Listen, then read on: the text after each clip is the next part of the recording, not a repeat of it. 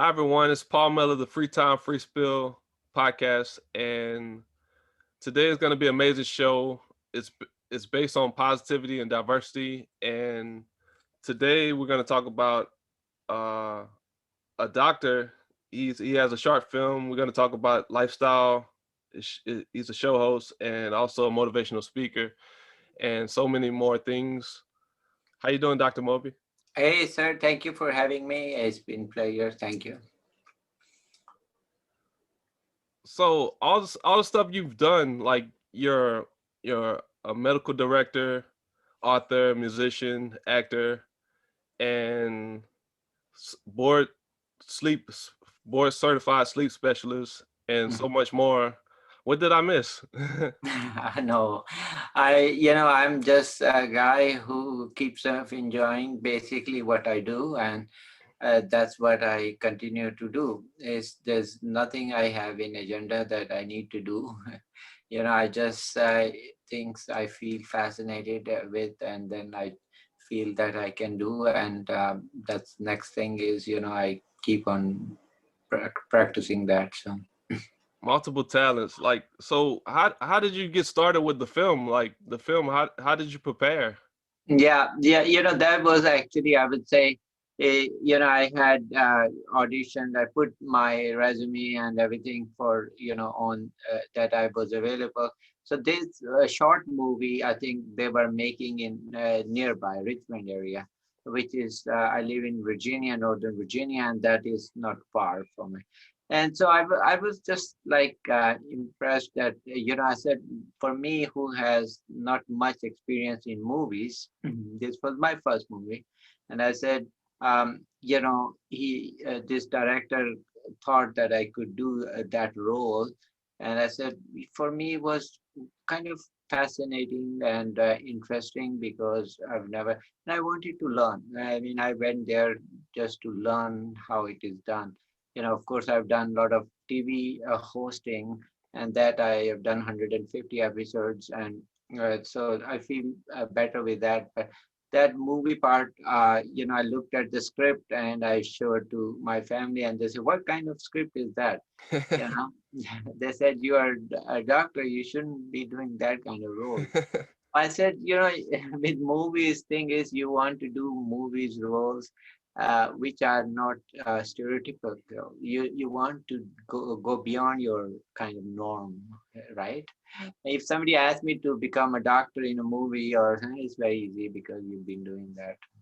If somebody asked me to become store owner or something on those lines, or then they say, "Oh, normally you talk very soft and all that." What kind of dialogue is that? That it is so rude and obnoxious person that you are never. I said, "Well, that's all acting is. Acting is it's a different. It is just on that stage that you are that person. Normally, you're not." Okay. So then they said, "Okay, that's fine in this sense." So I went there, and with COVID, as you know, you have to be really careful. So I asked them, "Where is the shooting?" They said, "It's outdoor and it's on location. There are not too many people. Will be careful with us, COVID precautions and so forth." So okay, that's fine.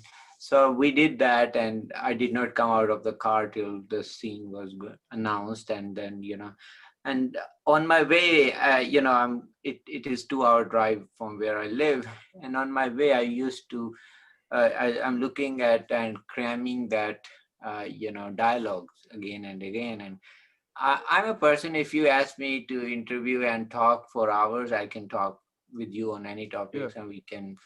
I don't like scripted. I'm not a scripted person. Okay. So I said, it's very hard to actually remember dialogue and do perfectly right. And the other problem is you could be perfectly right, the other person might mess it up, and you have to. I think we did a lot of retakes, but it wasn't my problem was the other person was laughing, changing expression. So moment they do that, because you are acting, and this, you look at this person and you say, what F words and all that, and then the other person takes it and then starts laughing, then guess what happens? Then they have to redo the scene. Yeah. So that was funny about that, but it was fun. I had great time with all the actors. They were really nice, down to earth people, and they kind of didn't make me feel that I was first timer there. So Let's get there was definitely a lot of learning. let's get the name of the movie and the name of the movie. Yeah, it was Help Me Help Yourself. And it's on YouTube. Yeah, it's on YouTube. I think we had what 22,000 hits already, so it's pretty good. Wow. So, so The position you played, like, did you have any experience prior, like, to working at a gas station, like a clerk at a gas station? no, I never did, but of course, we all go to 7-Elevens and gas station all the time. So it is funny when they ask me that, oh, you are playing that, did they pay you a lot to come here? I said, no, is my scene is 1 minute only too. I mean, how much they're gonna pay for? So I said, no, it's not about payment. They said, no, that must not be true. I said, no, that's true. I just came because I want to support them. This had a nice, small kind of role. Is nothing fancy about it. So we did that, and it was to me. I kind of learned a lot that you have to um, practice a little bit. But I think staff was very nice. They made me very easy, and then they said, let's practice that scenario. And there was, I think, our female, the actress, the lady, which I basically scold, and I am not good with her. That lady, actually, she said, let's rehearse a couple of times. So we did that rehearsal. But she was very nice. She was very nice. Yeah. So what about the song? The song, like, what went into the creative process? Yeah, like I said, I'm not a scripted person. I just go by creativity. If it comes, and you feel like that you can do that. I mean, in my life, I've never written even a not a poem. Okay. So I was working as doctor, with the hospital on call, working, and with COVID, as you know, we see a lot of uh, kind of tragic scenes, when families have to say goodbyes, and it's very heartbreaking, So, and then we see a lot of patients with COVID, and there is, like, we feel sorry that they are first of all sick, and then they are in their bad shape. So I was really overwhelmed with so many people coming to the ER that night, and then I did not know how to help them. So I felt very really down, and I was going backward. It was about 2-3 o'clock at night.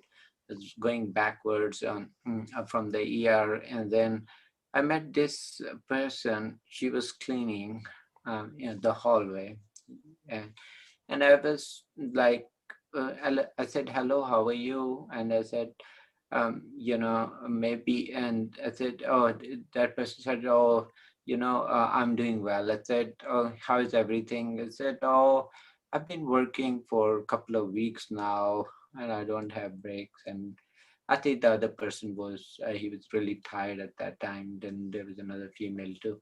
And so I said, oh, you've been working continuously? Yeah, I mean, like the other person, they call off and then didn't show up. So I said, wow, sorry to hear that.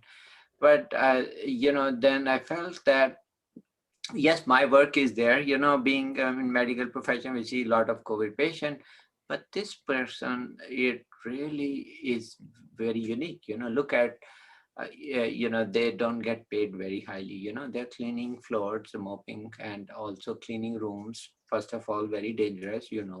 Patient are there Yeah. with COVID, and they're cleaning, and the person calls off sick, and still that person shows up. And what it tells you, this is really a gentle soul, a very nice person, Yeah. who thinks that work is beyond anything. It's not about money, it is about saving lives. And that was a lot of inspiration, and I wanted to honor that kind of spirit. So I wrote that song in 1 hour. Can you believe that? Wow. 1 hour. So it touched me as I said, you are the person I am sure. I said, money cannot reward you. It is the appreciation. And that person really felt great about it. I said, it's not about money, but it is about appreciation. And I will write a song for you and I will take your picture. You will be in the video and said, oh, really? I will be. I said, yes, you'll be famous one day, believe me. And I said, okay, but that's the minimum thing I can do for you. So I took pictures and, I shared with them. So I said, I'm going to do this for you. And, it'd be, so I finished the song and then I had some person edit it and then we discussed music, what should be that happened next day.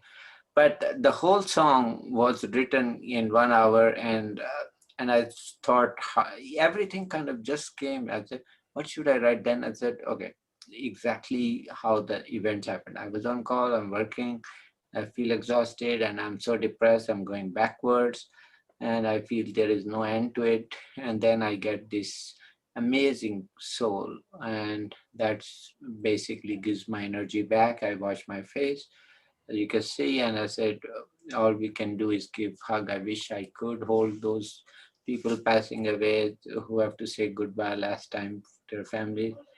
That's the best we can do. Sometimes there is no medication, there's nothing I can do, you know. And I said, it really touched some of the, nerves. That's amazing hard because like a lot of people in the medical profession, like they got to have the right intentions and the right heart to Mhm. work with patients and nurturing.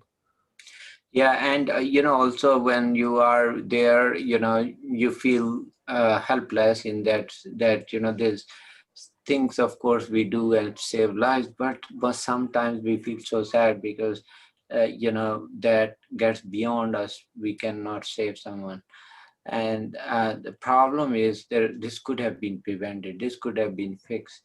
You know, uh, I think other day I met somebody was 25-year-old diabetic Spanish lady, female, and I said, why she's on insulin, and I said, you're young, you know, why did you? What happened? And she said, oh, I was diabetic diagnosed, but I didn't pay attention. I thought it is gonna get better, and I did not control my weight, and then I did not take medication either because young, they don't care about. And then guess what happened? I said, I feel so sorry. Now you are on insulin, and to live with that life, to give you injections every day, and to that is a lot of work. A lot of work, Yeah. and your life will change. So I felt kind of, really that motivates me to write and do programs. And, my book Lifestyle is also based on myself. you know, that's how I learned to change my life. And uh, not only we wrote book, we do now shows, we do TV station, we do everything to educate, help, encourage people to learn and pay attention to their health. Yeah, I need to tune in and maybe cop a book, get a book, cause like I need to diet better. Like I'm insulin resistant. I'm skinny, but like I'm insulin resistant. Like my hormone don't absorb the sugar that well. I gotta lay Mm. off the cakes and the sweets. Yeah. Yeah, no, that is true. This is what so I was also diabetic, by the way. So I became diabetic. I was never before, and that's what prompted me to write. So I became diabetic, and even still, I was testing, and I didn't feel that it was enough motivation till one day I was driving, and my heart skipped beat. Okay, Yes, sir. and then I felt darkness all over, and I thought I was going to lose my consciousness. And then I stopped and I had my heart check and everything. They said, there's nothing wrong with your heart, but you should lose weight. And cardiologist, I said, no, I'm not big on diet. It's hard. So I went to dietitian, Dietitian basically gave me powder and said, go ahead and eat. And I said, wow. I looked at my wife and said, I love food. I love food, you know. I said, I can't live without with these powders, you know, this is very traumatic. So, but I said, well, there must be a way. There must be a better way of doing things. So the more I thought, I said, okay, give me the paperwork. I will look at and see. I should come up with a way I can get rid of this or control it. And I'm going to show up every week. I'm going to lose weight, and I'm not going to follow the powder diet. And she laughed and she said, okay, I'll see how long you last. I said, well, I tell you, I'm going to last way long you ever think. And it's been 4 years. Okay. So every week I showed up. Every week I showed up. I lost half pound. And it was fascinating for her to see that I did not follow their diet. But I said I will still keep on showing. Whole year. She was very nice to let me check the weight every week because it kind of prompted me to work hard every week. So every week I'm careful about eating, losing weight, and keep watching my sugars. So I got rid of my medications within 1 month, diabetic medication. So then my weight started falling. You're skinny, but insulin resistance can be there. But if you eat things which are very high in glycemic index, which need a lot of insulin, then you are stressing your pancreas, and then that's the thing you need. We all need to learn. Okay. Okay. So if one thing is the insulin resistance is created by either fat if you gain weight, that's true, but it can be also inherent resistant. But if you spare your pancreas, if you eat food which are slow in absorption, slow in sugars, and they don't have that kind of need for so much strong. What happens as soon as we eat, the sugar goes up, insulin secreted in like rush, and it brings it down. But if we eat food which are very gentle, where sugars goes up, that's called glycemic index. And those are gentle food, fibers and, natural sugars, okay, not artificial. So those, if you eat that, then is going to help you. So it's not as bad effect on your, you know, uh, then these will be gentle on you. So as a result, your pancreas won't be burnt out. The other thing is, make sure if you're drinking alcohol, do not drink. Okay, because alcohol is really very, very toxic, not only to liver, but it actually creates pancreatitis, and it can kill pancreas. So those, stay away from alcohol, stay totally 100%. Okay.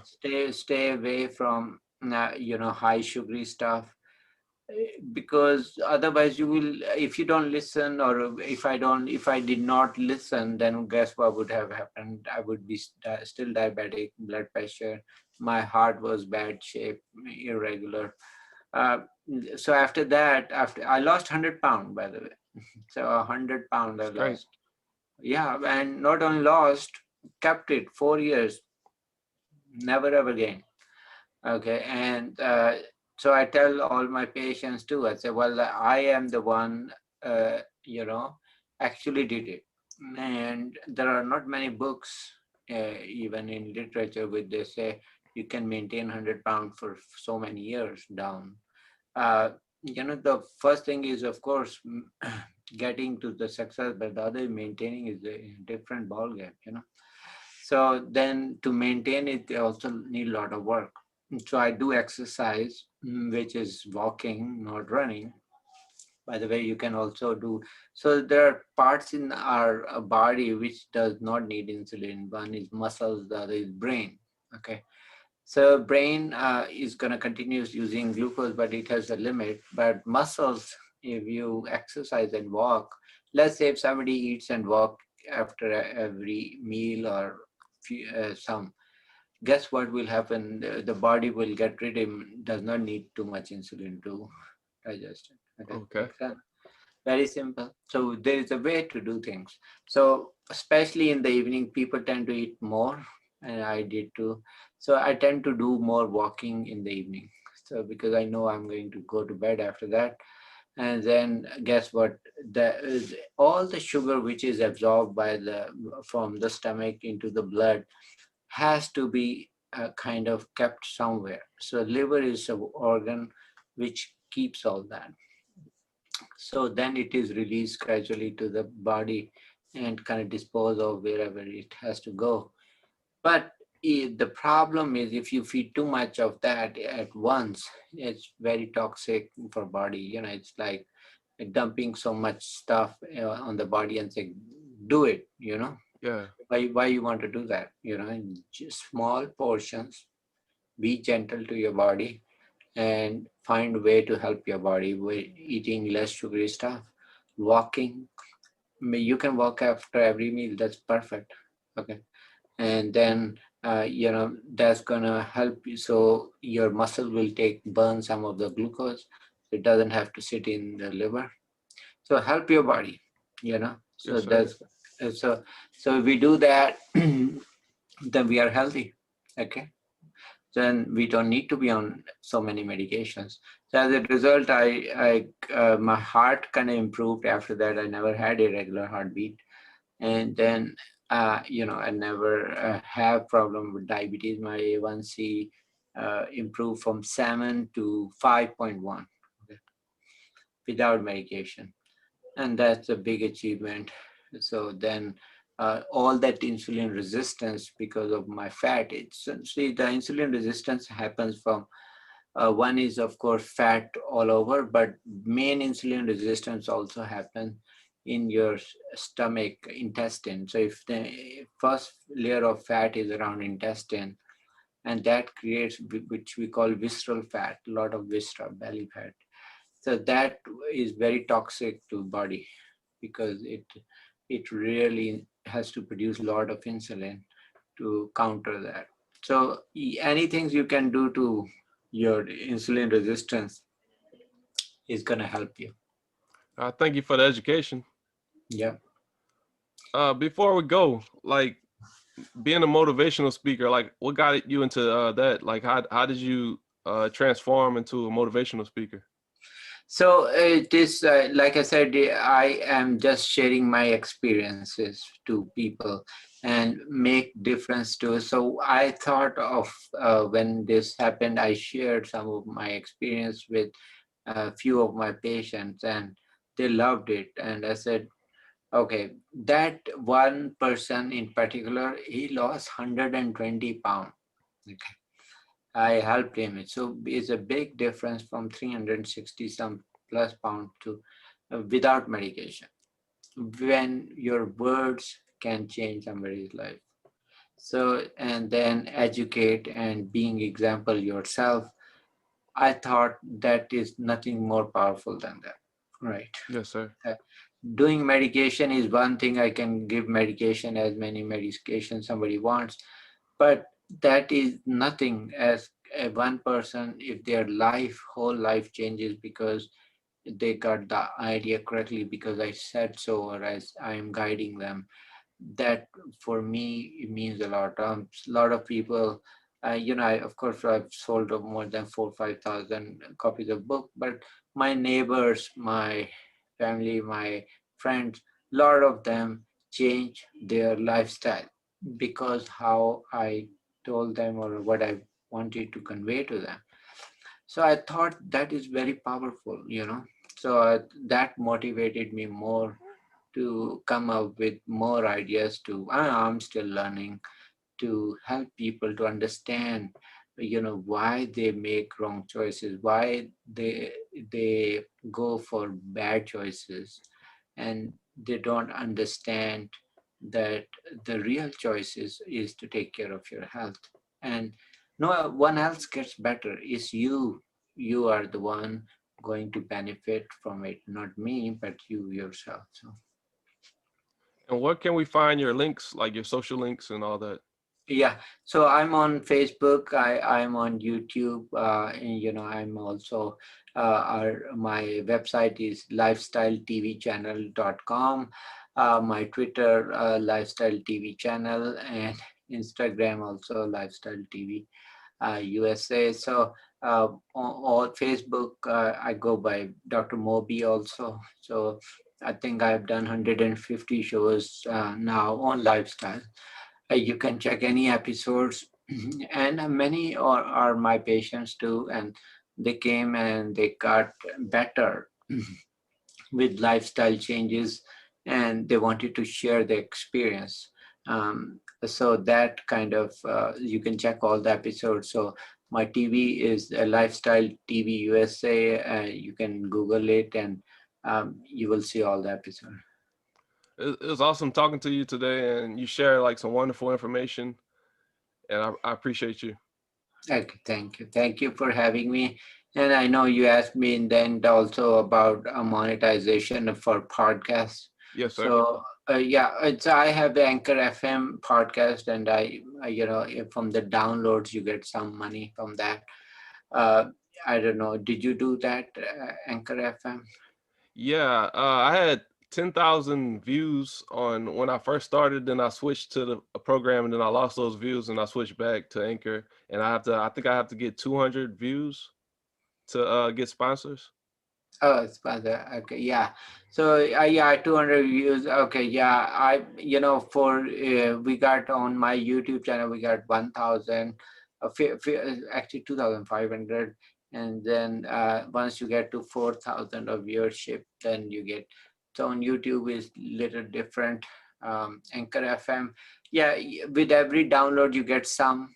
You know, we get for our TV channel, we get sponsors for our shows. But we'll be very happy to help you to if you want on our channel, no problem. I mean, I I have a appreciate TV it. station. We have TV station, we just do.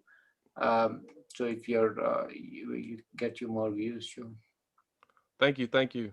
So on Free Time Free Spill, episodes air every Friday, and thank y'all for tuning in. Thank you, Dr. Mobi.